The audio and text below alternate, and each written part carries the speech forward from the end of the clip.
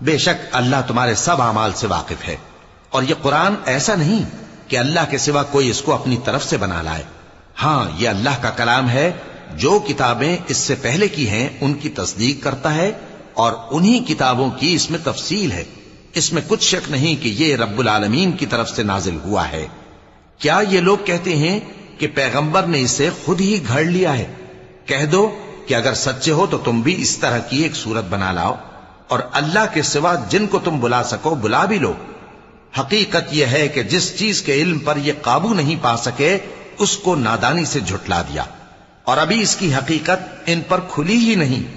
اسی طرح جو لوگ ان سے پہلے تھے انہوں نے جھٹلایا تھا، سو دیکھ لو کہ ظالموں کا کیسا انجام ہوا۔ اور ان میں سے کچھ تو ایسے ہیں کہ اس پر ایمان لے آتے ہیں، اور کچھ ایسے ہیں کہ ایمان نہیں لاتے، اور تمہارا پروردگار شریروں سے خوب واقف ہے۔